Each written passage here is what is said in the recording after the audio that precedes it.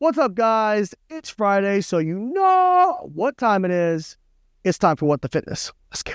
But first, make sure you like the video, subscribe to the channel, leave a comment.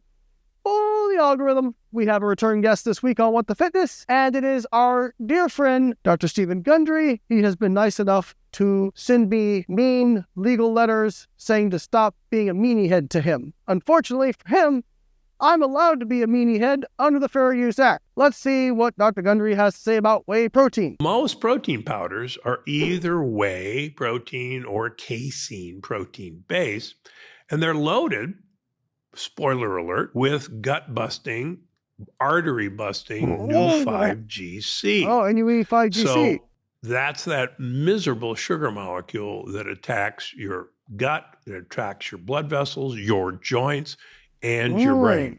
And you don't want that. You guys ready for it? Who's ready for it? Everybody ready for it? If only we had human randomized control trials where they give whey protein and look at health. Oh, wait, we have tons. And what do we see? People supplemented with whey protein have better body composition outcomes, gain more muscle mass with resistance training, and it seems to possibly improve inflammation, blood glucose control, and improve blood lipid profiles as risk factors for cardiovascular disease. So this whole NUE 5GC, okay, maybe this is present in there. It's also present in other things. The dosage, we're getting a lot of Laneisms on this one.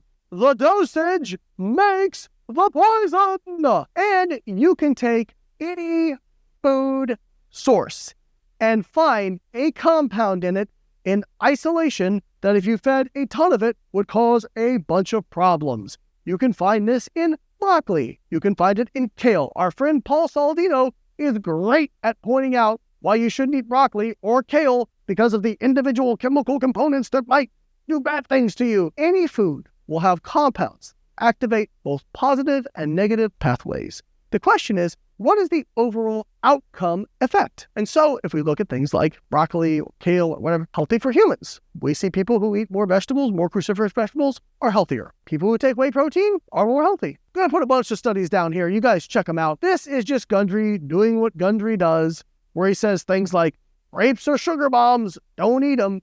Dr. Mike had a great podcast where he was very cordial to Dr. Gundry, but I think he about lost his when Gundry basically implied that for some people, smoking might be healthy because it can decrease the risk of Parkinson's. That is a great example. So smoking consistently shows up in the literature as a protection against Parkinson's. It lowers the relative risk of Parkinson's by about 30%. But are you all going to go smoke now because of a risk reduction in Parkinson's when it elevates your risk of adenocarcinoma, lung cancer, and all these other cancers by like 400%? Of course not. Everything you take into your body can have positive and negative effects.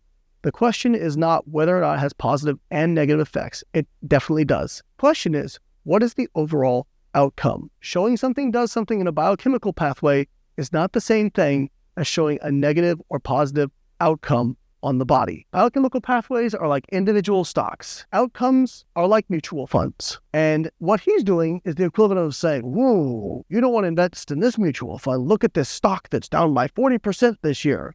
While also neglecting to tell you that the overall mutual fund is up 30%. What do you care? Do you care about the one stock that's down? Or do you care about the fact that the mutual fund overall is killing it? He just has a history of doing this stuff to sell his stuff and is pretty much full of shit. So you can just take him and wipe him off your list of influencers to follow. Steve, come get it anytime you want, buddy. All right, guys. I'll catch you next week.